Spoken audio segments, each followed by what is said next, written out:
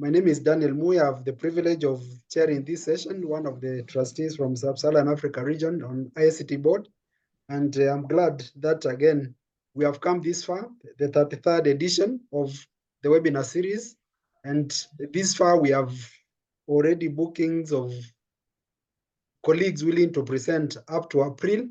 And again, I appeal, if you have an interesting topic in the space of community development, you just get in touch and we'll schedule you. We still have another 8 or so slots before the end of the year, including master classes, which is what, again, in the forum, open forum in December, this one of the issues that was raised, that we need to have a lot more of master classes so that, again, we can retool ourselves and make ourselves better in what we do in community development as a discipline and as a practice.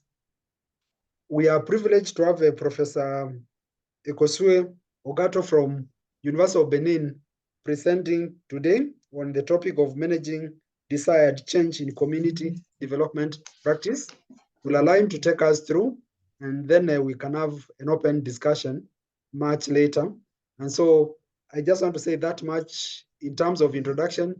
Professor, you might want to say a lot more about yourself. Okay. I understand that adults are never introduced. Thank you very much. Thank you so much, Daniel. Colleagues, in fact, I want to salute your leadership in terms of the regional movement, in terms of IACD.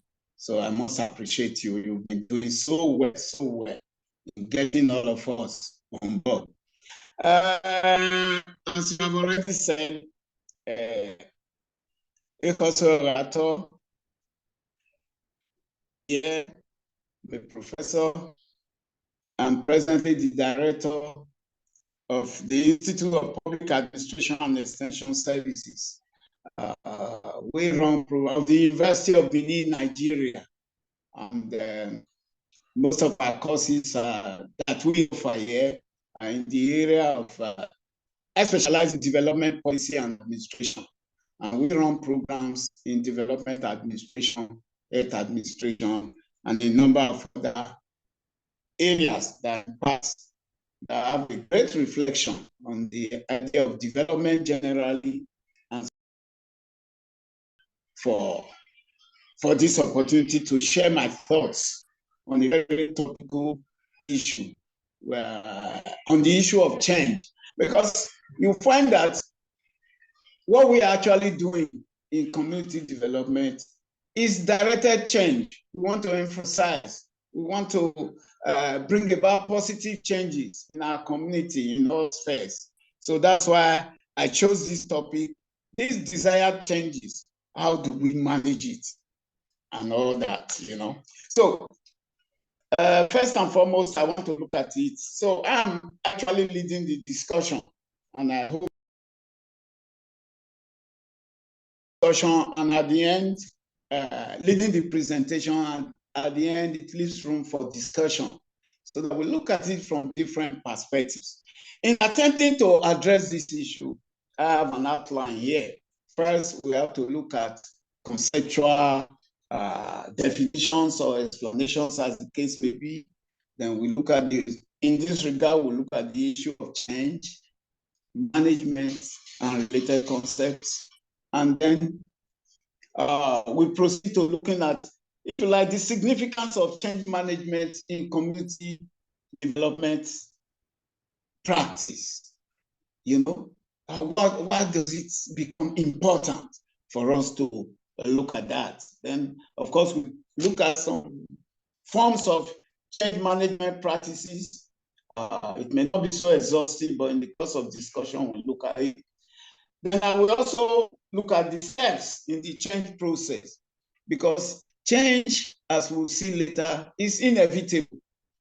There are environmental pressures on development organizations, especially when we look at it from the point of view of a team approach to community practice, in terms of CBOs, non-state actors, CBOs, CDOs, community development organizations. So, having looked at those steps, then perhaps I will just try and look at the work of Kurt Lewin, you know, in 1951, where he tries to look at some of these phases of change management, as the case may be. Then we will go ahead to look at the impact of change management on community development. And of course, we want to say that being positive, having the vision, the mission, and even the values to carry out changes is not enough in itself. No matter how strategic you are in effecting this change in community, obviously there are challenges to change or reflecting changes in whatever community development direction we want. So in looking at these changes, we want to look at one particular aspect which has to do with resistance to change, either at the organizational level or whatever. So then, of course, we have a summary, conclusion, and perhaps some recommendations which will come out of this. So that is the outline we hope to adopt. Where there are changes, we'll just quickly reflect that. Now, first and foremost, without, as I said earlier, by way of introduction, it is important thing that we need to note from the onset, and as postulated by many management theories, is that change is an ongoing organizational task. To this end, organizations must periodically reinvent themselves and change their products, their services, their processes, and even the stakeholder value.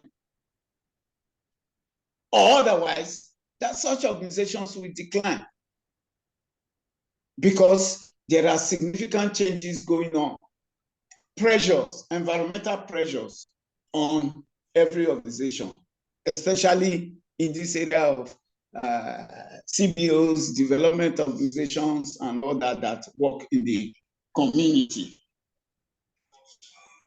So, and this reinvention, as it were, impacts an organization's key stakeholders. And the point must be made that these stakeholders are very great. As we will see in later part of our discussion, that stakeholders are resistant to change does not mean that they are not loyal to the organization. Change must come. And because change will impact on their existence, on their jobs and everything, and whatever situation enter, then they are likely to resist. So we'll look at that later. So when we talk about change, what exactly are we talking about? We'll just spend a few minutes trying to look at it. Change means a shift in the status quo, as it were. And in community development practice, we want to impact on the community. We very great extent bring about positive development, as it were. So to this extent, I want to look at change from the perspective of a process which involves disparities between conditions before and after, which requires effort from both oneself and others. Of course, this process encompasses scientific principles, the utilization of equipment and technology, and of course, the influence of the surrounding environment. Because, as we'll see. Now, when we talk about management, another relevant concept here, there are several definitions. But what is most primary is that management employs human resources as well as other resources in arriving at well-defined objectives, the infrastructure and even the surrounding environment to achieve specific goals. Of course, all these is accomplished through systematic methods of planning, organizing, controlling, etc. You know.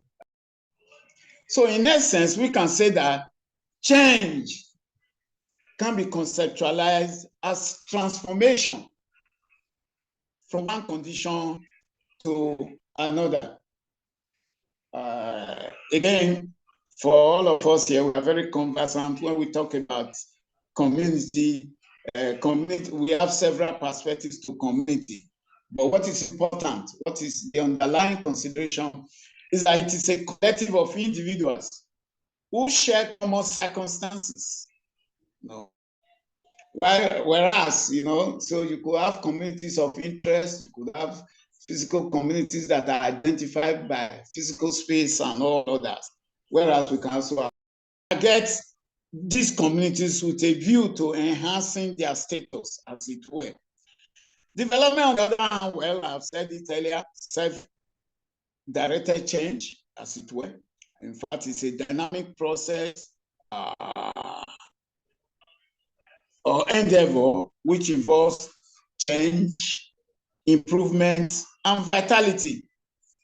It is to be added that when we talk about development, it's a purposeful effort which is directed towards enhancing a number of values, one of which is participation, flexibility, equity, attitudes, institutional functions, and indeed, tail it to our practice, community development.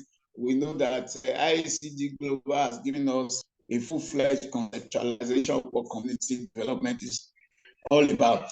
But I get to add that community development is a collaborative process.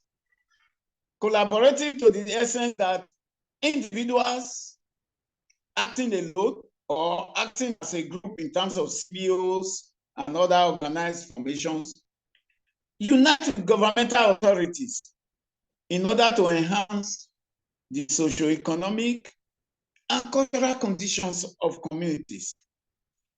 This integration allows communities to actively contribute to national progress.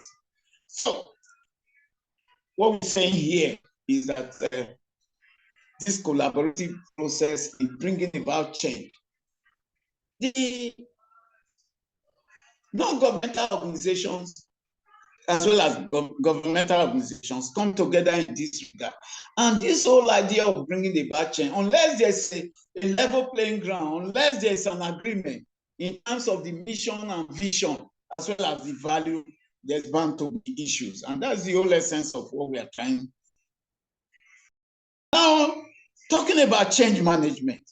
Well, by way of conceptualization in this paper, I have to look at change management as that structured process of overseeing the human resources, the infrastructure, and the surrounding environment to achieve a superior condition compared to the previous state. Change management is a methodical approach aimed at ensuring the thorough and smooth implementation of changes, ultimately resulting in lasting benefits. Referring to the work of Burns, 2009, he considers change management as a strategic activity which is focused essentially on effectively implementing new methodologies and systems within an organization with the whole goal of optimizing outcomes from the change process. Change management represents an organized and structured approach which employs methodologies that empower organizations to seamlessly transform their workflows. The successful execution of organizational change management necessitates collaborative efforts from both government and non-governmental stakeholders, as it were. So, What I think we need to now talk about is to look at the processes. The process of change management essentially aims to facilitate stakeholders in accepting and embracing changes in the operating environment. And when we talk about stakeholders now in community development practice, there are many which we'll talk about very soon. And in this process of change management, it essentially involves the application of a set of tools, processes, skills, and principles to manage the people aspect of change, which ultimately achieves the desired outcomes of a project or initiative. The point I'm making here is that embarking on change is very demanding. It needs to be planned, as we will see later in the work of Ekhosuehi. It has a pre-change preparation phase, then before the implementation, and finally, how do we sustain the change? Because having a well-crafted program on change does not necessarily indicate that it's going to be long-lasting or it's going to be successful. So it's a very complex task. Hence, there are a number of tools that can be used, surveys and all that, checklists. It involves a scientific process. It brings about a number of skills and principles that we help to manage, especially the people aspect, because it is human beings that affect changes. So how do we manage the human beings, either as individuals or in terms of CBOs, FBOs, and other development organizations? But the main point is that change and its management, they are inevitable realities. What I mean by this is that whether it is desired or not, change is an ongoing process. It must come. And we as development practitioners, we must realize this, because that is the whole essence of community development or development studies generally. The whole essence is to bring about positive changes in the environment in which we work. However, this point or this realization underscores the importance of flexibility as a guiding philosophy for organizations who are operating in this development space. So, strategic change must be translated into detailed perspectives such as resource plans, key tasks, and management through control processes. This is because success is contingent, it's only contingent on effective communication of change throughout the day-to-day operations of the organization. Developing a vision and strategy, communicating change enhancing actions at all levels, achieving short-term wins, consolidating gains, introducing further changes, and integrating new approaches. I take that again because my network appears to be fluctuating. So what we're just saying is that there are a number of issues that involve which the development practitioner must take into consideration in terms of bringing about translating the strategic change that is desired in the course of practice. This includes resource plans, identifying key tasks, and managing the entire process by bringing about certain control dimensions. And I also mentioned earlier that success in this regard is contingent on effective communication of change, because it should not be left to the organizational leaders alone.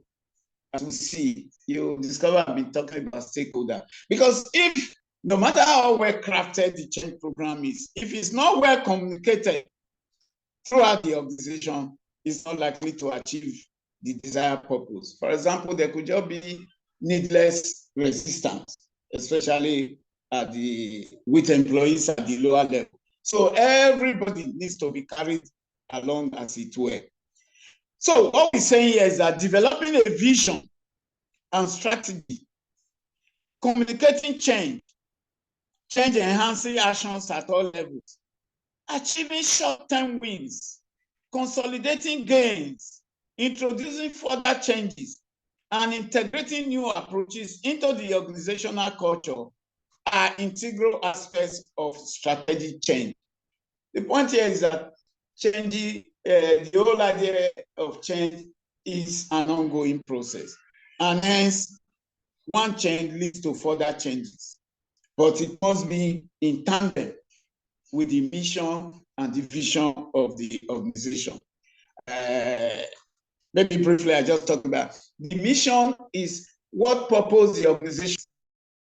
Mission entails what is it that is being done now. And in our case, it is to effect positive social, cultural, and economic changes in the environment in which we work, in the communities.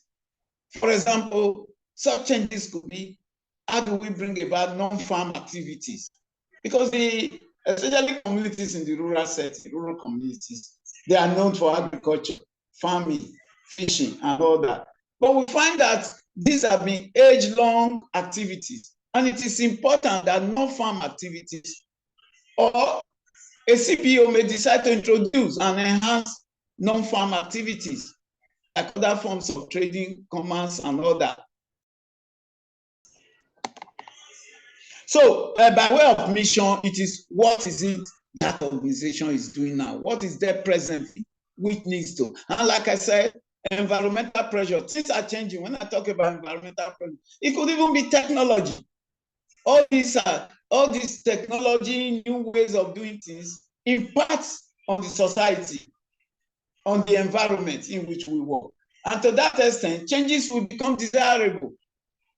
You know, for example, in Nigeria here, farmers needed to be introduced to the whole idea of IT by way of making cell phones available to them, so that there will be easy marketing of their. So the point here is that changes and further changes should be anticipated, and every CBO and development organizations should look at that. So the mission is where you are now, whereas the vision, which should be crafted in a proper vision statement, is that where do we want to be tomorrow? A kind of futuristic planning, because the society is not waiting for your own development organizations. Other organizations, it's a competitive world. So where do you want to be? And the desire, the needs assessment for the community in which you work may change, or does change from time to time. So vision statements are important. So to that extent, a clearly articulated vision plays a pivotal role in aiding stakeholders to comprehend both the necessity for change and the steps involved in its implementation. The fundamental aspect of the change process is the formulation of a vision and a strategy, because they serve as guiding force for the entire process. This becomes properly appreciated when we realize, and crucial, when we realize that the initial stages of the change process can be very, very challenging. To this end, the vision should encapsulate the long-term interests of employees, their clients, the stakeholders that are engaged in the change process. In fact, this point is properly articulated by Applebaum et al. 2012.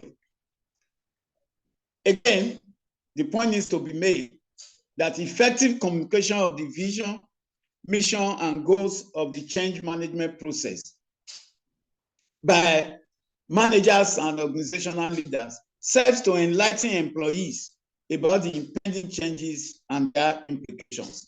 Now, let us look at the significance of the change management in community development practice. Why is it necessary? Why must we pay attention to it? Well, it will not be an overstatement to emphasize that change management holds immense significance within the realm of community development. This is because communities undergo constant evolution, which is driven by technological advancements, shifting citizen needs, evolving regulatory frameworks, and changing demographics. Establishing a robust change management framework is essential for communities in order to effectively navigate these changes. There are a number of points that underscores the crucial role of change management in community development. One, adaptation to new technologies. The integration of new technologies is reshaping community development practice.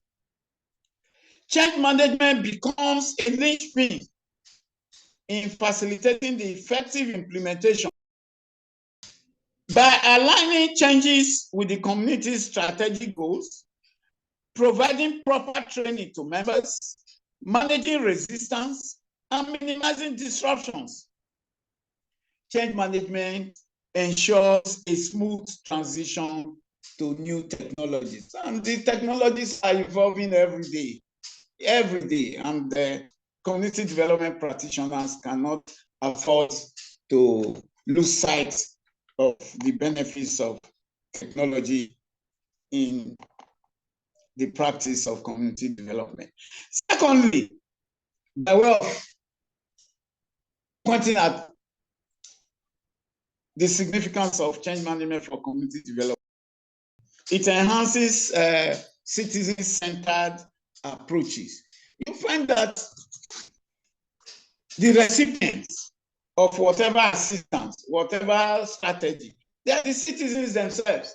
In fact, with intervention programs, the whole essence is to allow the community stakeholders to own the project, to own the practice, even with international development organizations. After they have intervened, the whole essence is to bring about a situation where the people can run the program themselves, looking at their own assets. We are all very conversant with the ABCD model.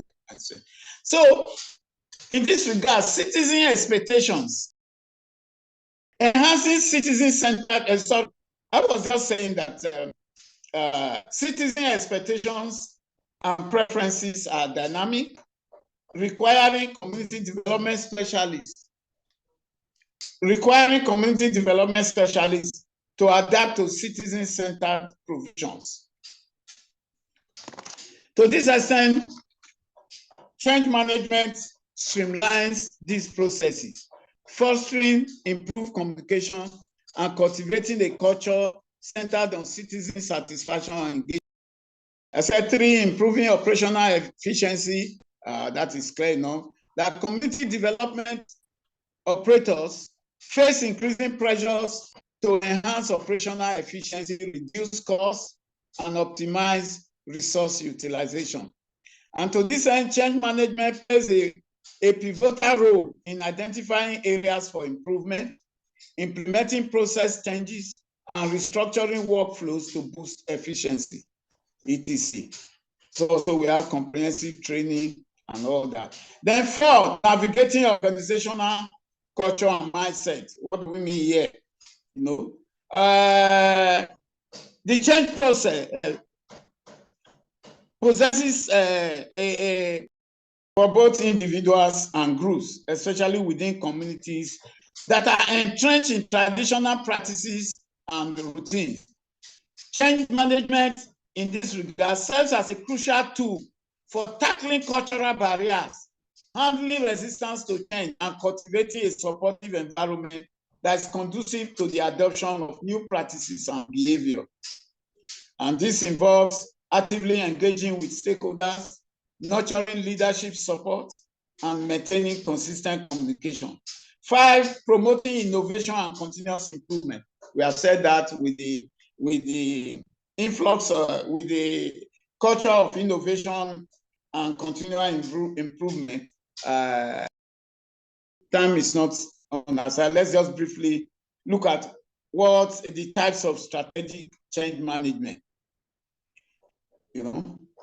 We could have a number of such common ones include 1, incremental change. This involves making small gradual adjustments over time, focusing, however, on continuous improvement. It is less disruptive to the organization and it's suitable when the community needs to make gradual adjustments. They also have transformational change. We have reactive change. We have proactive change. We have remedial changing. We have cultural changing. And as I mentioned earlier, especially in this regard, cultural change, 6,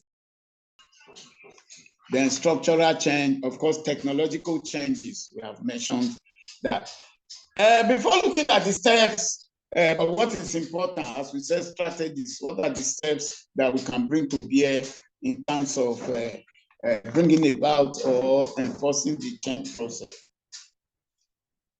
I mentioned earlier that according to Kurt-Lewin's model, it looks at it from 3 perspectives.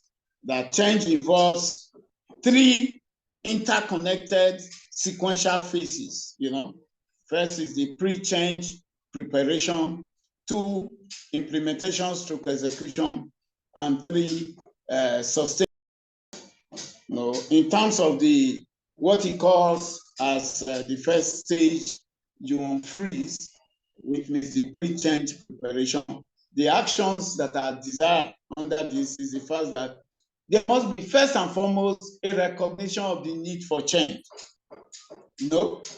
And we must also, because if the organizational stakeholders are not, they don't desire it, they have not been able through survey or through assessment tools that there's a need for change, then of course it's like wasting a whole lot of time. Then another action underneath that first phase is that you communicate your mission and vision to all. Is that we must be able to instill a sense of urgency. Otherwise, if there's no sense of urgency, the participants, the stakeholders in the change process will become lackadaisical, and delay might not be very comfortable for the organization. Then, of course, it is important to build coalition for change. Coalition must involve people that are knowledgeable, people that know what to do. It should not just be a top-down affair. It should involve everybody in all levels of the organization. That is, you need to build a coalition of people for change. Then, of course, the second, and some of the actions here, first and foremost in this implementation phase, because we have seen from the literature that most changes that are desirable hit the brick wall because they were not properly implemented or executed. And to this extent, some of the action that is important, there must be a preview, there must be an assessment. You must identify resistance, possible areas of resistance, and from which side of the organization. And of course, what follows is that you must remove the obstacles. And emphasis, again, must be on short-term wins. Break down your change process so that you can readily mark out the gain. The third phase identified by that authority is to refreeze. That is concerned about how do you sustain this process? How do you sustain this change process? or what it refers to as sustainment and maintenance. And what is involved, how do you anchor these changes in the culture and processes of the community development process, as it were? For this author, failure to address and correctly complete each of these phases puts the strategic change effort at risk. At risk, because too often executives become impatient and implement change without addressing the requisite pre and post change needs. And of course, as I've already mentioned, the change process effort involve a lot of movement, shuffling, reorganization, and restructuring.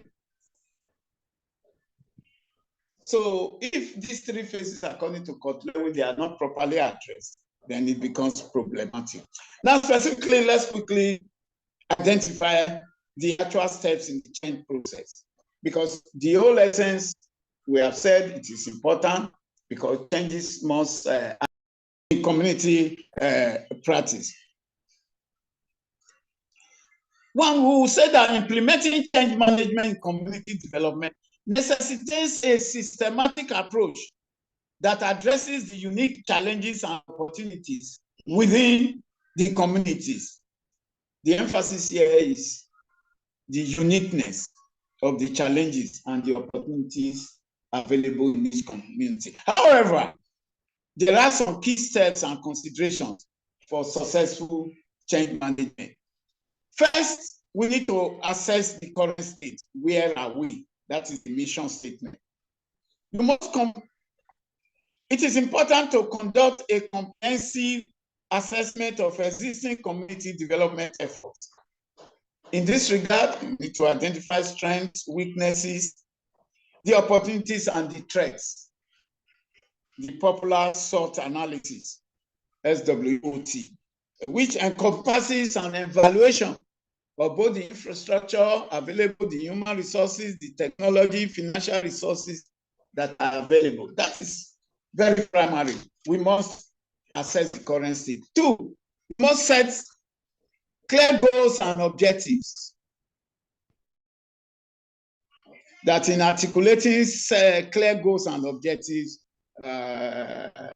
what we can say is that it must adhere to the SMART criteria, that is SMART, which includes the whole idea of being specific, being measurable, being achievable, being relevant, and being time-bound. So all these are important, because one such goal, for example, may be improving access to community services, enhancing citizen satisfaction, or reducing and improving the quality of services. So there's a need to be very specific about the objectives or the goals of whatever intervention or change program that needs to be brought to bear. And of course, it must be measurable, achievable, and of course, it must be within the time frame. Three, there is, as I've always emphasized in this discourse, to engage critical stakeholders, all relevant stakeholders, including community development professionals, administrators, policymakers, community leaders, and other key influencers. The more articulate and early engagement of stakeholders and obtaining their buy-in are crucial elements for the success of change management. Then four, there needs to be a plan. You develop a change management plan. It is important to formulate a comprehensive plan that clearly specifies the steps, the timeline, assigned responsibilities, and necessary resources for the change implementation. And this plan must be communicated to ensure there must be a change communication strategy to ensure the effective dissemination of this information, as well as the active engagement of stakeholders throughout the process. And of course, training, empowerment. That's point number 5. You need to build capacity and skills. As we have mentioned, change management is not an all-common affair. as a scientific process, you need to train people. We need to identify and address any skill gaps or capacity limitations among stakeholders, the participants, so that training can be provided, as well as development opportunities to enhance their knowledge and skills. And of course, in technology adoption, all this training is important. And of course, in terms of implementation phase, step 6, you implement changes incrementally. The emphasis, it should not be whole scale. I mentioned it earlier, short wins are better. You break the project or the intervention program into it. Instead of executing changes all at once, it is advised that we adopt a phased approach. Initially, it is better to start with smaller scale pilot projects in order to test and refine the proposed changes. Of course, monitoring and evaluation also comes in here. We need to monitor outcomes and to that extent, make necessary adjustments and then scale up for further implementation. Step number 7 is the whole idea of providing ongoing support and communication. We must acknowledge that change can be very challenging, and therefore it is crucial to provide continuous support to development, and it's important to sustain the lines of communication, address concerns and feedback, and of course, celebrate successes to maintain engagement and motivation. 8 is to foster a culture of continuous improvement. A lot has been done about this continuous improvement. It's important. It's not a one-off thing. So to this extent, we need to encourage a culture of continual learning and improvement within the community development system. Promote innovation, collaboration, and the sharing of best practices, just like IACD. It is also important that we regularly review and update the change management and community development plan in order to adapt to evolving needs and challenges. 9, ensure sustainability. This equates with the 3rd phase as identified by Ekhosuehi. Consider the long-term sustainability of the changes. To this end, we need to develop strategies for funding, for resource allocation, and policy support to ensure that the continued success and impact of the implemented changes and community development plans. And finally, monitoring and, it's not last but one point, monitoring and evaluation. We need to put in place specific metrics and KPIs, key performance indicators, to assess the progress and impact of the changes. There is the need for continuous monitoring and evaluation of the outcomes in order to identify successful areas and those in need for further improvement. The collected data should help in decision-making, in informing decision-making towards implementing necessary adjustments to the change management. And finally, there's the need to modify the change management approach as it becomes necessary. So what we are saying is that the new approach put in place should not be cast in iron. Even though we have adhered to the steps and customized the approach to this context of community development, change management can play a pivotal role by way of modifying whatever approach that we need to put in place. Now, moving on very quickly to the impact of change management on community development. As we have emphasized, change management assumes a pivotal role in ensuring a robust community development process. because it encompasses planning. Just quickly go to my concluding statements, well, by way of impacts of change management of community development, we can say it is evident in several ways. One, it brings about improved citizen satisfaction. It brings about enhancement of efficiency and productivity.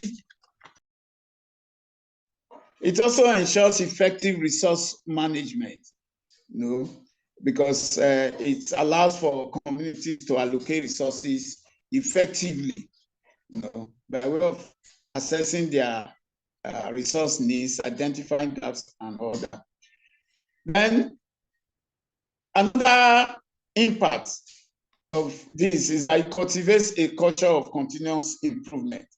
And of course, it also aids in adapting to external factors and pressure. Stakeholder involvement and collaboration is another aspect that becomes imminent when we involve all the parties by way of change management. Then very quickly, what are the challenges to change management?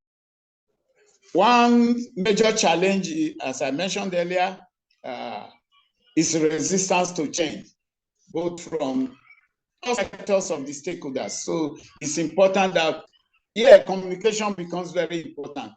People should know that change is imminent, it's always there, it's a continuous, it's an ongoing. So by the time their fears are laid, people, because even though changes that are introduced will bring about realignment and all that, but by the time their fears are laid, then they won't possibly, and with greater communication, we can reduce.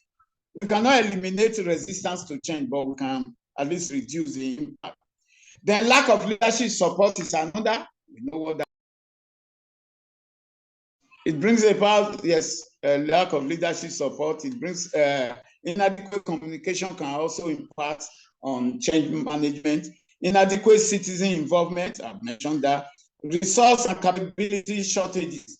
If you desire change and your resources are low or scanty, either in terms of financial investments on technology or skilled personnel, then it's certainly going to impact. So communities may encounter difficulties on obtaining the necessary resources or developing the required capabilities. So it is important to conduct a comprehensive assessment of resource requirements. Then community culture and all that.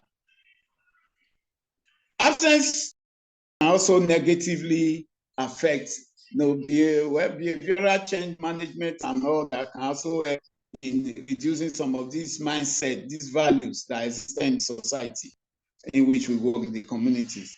Then lastly, but certainly not the least, the absence of a well-structured change management process. If you approach the process haphazardly, it becomes one of a major challenge. And that's why some of these expositions that we have here.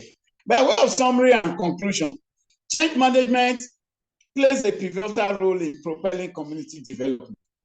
By employing structured change management approaches within community development. So, as we have said, we need to involve citizens in this strategic planning and all that. My time is up, and I want to thank appreciation. I want to thank IACD for this opportunity to lead this discussion. I want to also thank Dan for finding me worthy to lead the discussion. There are various colleagues that also made inputs. I want to thank the leadership of IACD Global for their efforts in ensuring this continuous learning process by way of webinars. Finally, I want to thank all of us, and I want to thank you all for listening. God bless you. Thank you, Prof, for your presentation. And thanks, colleagues, for bearing with us. It's not the most easy process to listen, but we also need to appreciate that network can play us tricks. In the best of times, then it comes in and throws in some of these challenges. And so I'm sorry about that. We with the permission of Professor OGHATOR, we will share the slides with all those who've registered through the system, and those who've not registered, we will ask you to share your email addresses on the chat so that then we can share the slides with you. It is the slides are quite a mouthful, and of course, Prof has done the best he could under the circumstances, and I believe we've also been able to pick quite a bit to inform us in our discussion. Take into account that our discipline, community development and community development practice, is about managing and prosecuting and managing change. And one of my takeaways from what Professor said is that our business of community development is to introduce change, but then we also need to manage that change, because other changes are also going to come on board, some which we have anticipated, and others which are not anticipated. And so we need to be quite deliberate in doing what we do, in managing the change, and also be strategic in the process. And of course, the issue of urgency comes on board when we are trying to prosecute and manage change. In some cases, we are dealing with a situation that should not wait. And so we need to introduce change so that then we can be able to make some people's lives better, or the lives in the communities better. But equally also aware that also there are also systemic issues that we need to be alive to as we prosecute the process of change. And that means then we need to build a coalition in the whole process of change, so that then we are not the ones who know all or who take the lead in exclusion of all those other interested parties, including the main stakeholders, the communities, who already the change is about them and their circumstances, their spaces. And so that's a way of my takeaway, and largely to open the session for discussion in the next maybe 15 minutes or so. And let's applaud Professor Ekhosuehi for the presentation. Well done under the circumstances. And so the floor is open. Just unmute yourself and raise your comment or your interaction. Daniel, you need someone to kick it off. Sorry, yeah, Jenny. go for it. Well, for it. Stuart, and then we'll come to Janine. Okay, well, briefly, first of all, thank you, Professor, for the input. Obviously, a lot of work had gone into the preparation of those slides, and we understand the difficulty sometimes of the internet connection for sound, but they were thought-provoking. And I thought in particular, the summary was good. What do I take away from it? I take away that context and approach are everything. I think his view was very optimistic. I don't think there's always that collaborative approach between local government, central government, health providers, and communities. And where there is conflict, the point that I again take away was the importance of trying to get a clear future vision. And I suppose the question I'm left with is, whose vision is that? Is it a shared vision, or is it a vision of the government, the health provider? And I think the skill in community development is to negotiate that future vision in a way that it represents, as you did say, the interests of the different stakeholders. So I thought it was very thought-provoking, and I enjoyed listening to it despite the breaks. So thank you. Okay, thanks, Stuart. And that remains a contested observation in terms of whose vision are we pursuing, and then again, whose interests are we serving as we usher in processes of change. Janine. Thank you. Yes, thanks, Prof. Lots to think about. And I think as Stuart has mentioned, the one thing I always remember from my ABCD lecturer is whose process is it anyway?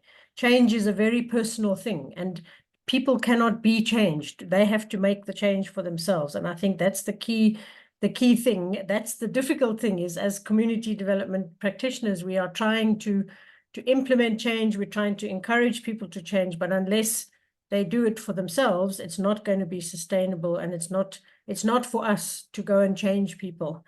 I remember also somebody saying to me that community development would be such fun if it wasn't for all the people. So I think it's difficult. That's the thing. It's not an easy thing. We have to enable people to see that change is preferable, but they have to do it for themselves. And I think that's where the tension always comes in. Okay, thanks, Janine. And that's an interesting one. Community development would be interesting if we didn't have the people. But then, whose development are we talking about?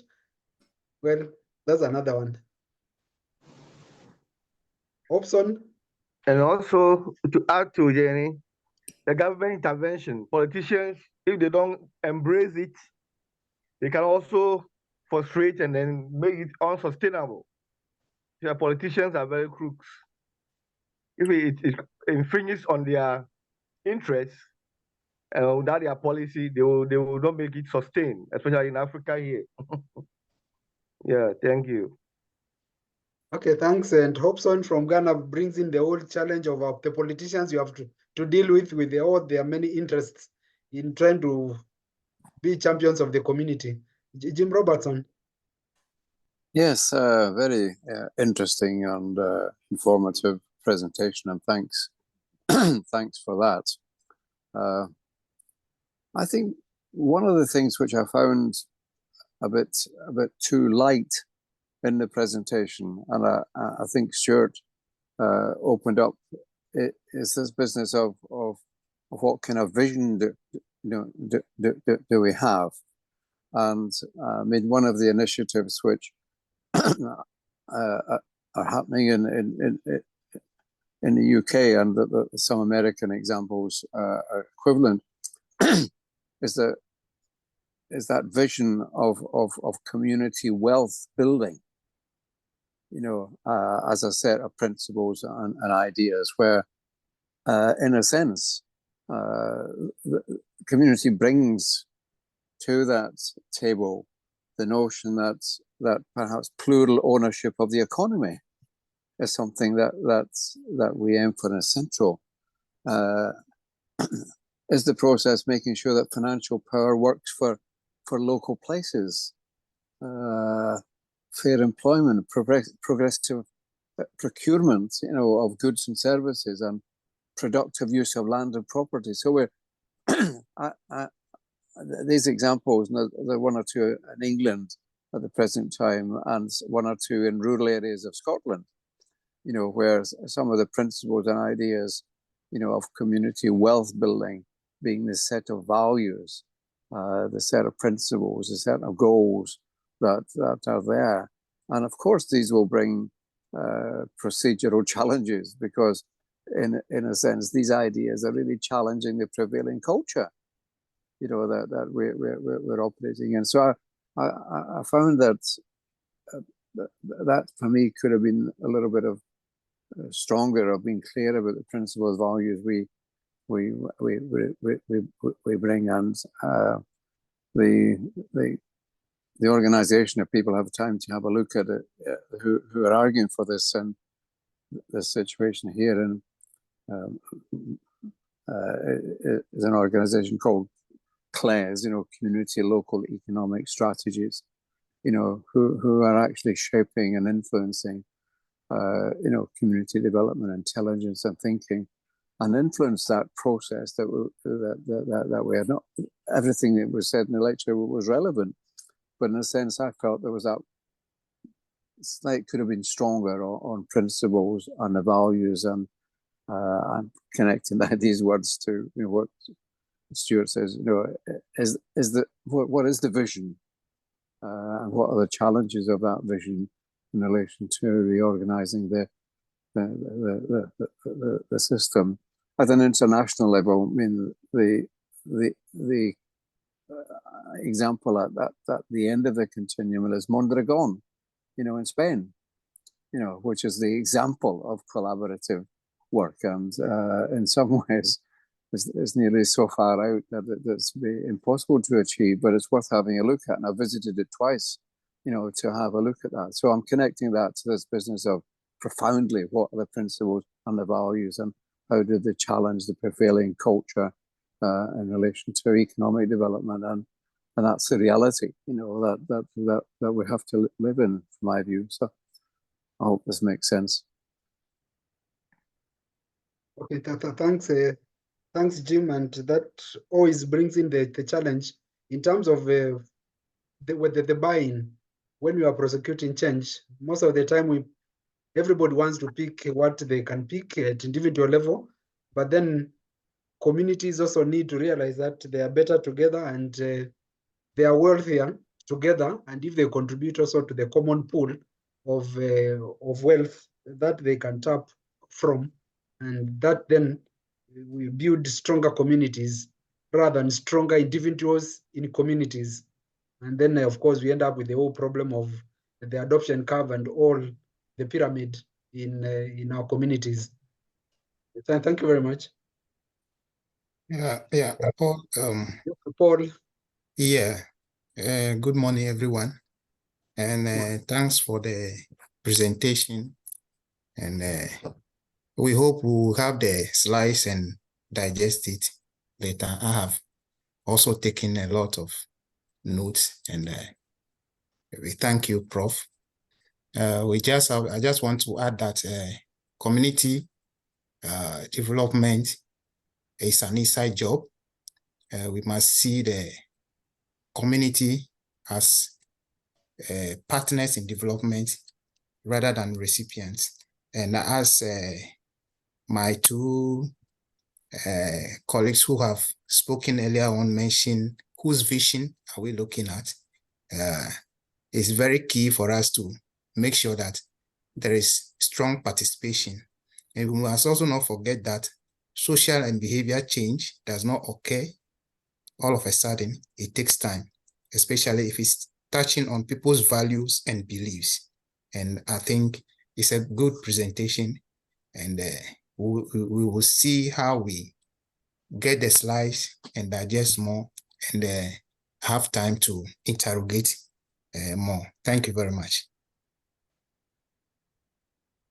Okay, thank you, Paul. Well, unfortunately, our presenter has to step out to attend the Senate meeting. But thanks, Prof, as you take your leave. We are privileged to have heard your presentation. Janine, you had your hand up. No, I was just saying that to what Paul was saying. Okay, thank you very much. Yeah. Okay, any other intervention?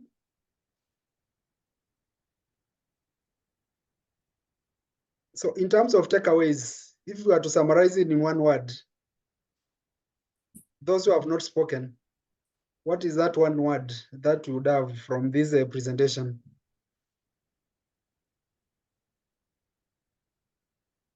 A takeaway from this presentation, from this interaction? Daniel, change is life. If there is no change, irrespective of the time zone and time span, if there's no change, you're dead. And that means that status quo, keeping the status quo, is lagging behind, because the world is moving on.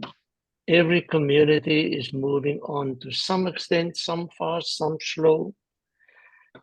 But thinking the status quo is possible is not true. The status quo means you're lagging behind. And we have to manage this change, in ever-changing situation. Yes, but I think we need to unravel this a little bit more in future. Thanks. Thank you, Prof. And that's an important observation. Many are the times we want to stay in the place of comfort. But then, as you indicated, the place of comfort is also a place of death and atrophy in many ways. Thank you very much. Let me recognize Abdu Hamidu, who is also a trustee in while we wait for Daniel to unfreeze. Hello, Abdul. Happy New Year to you. Yeah, I see you've got your hand up.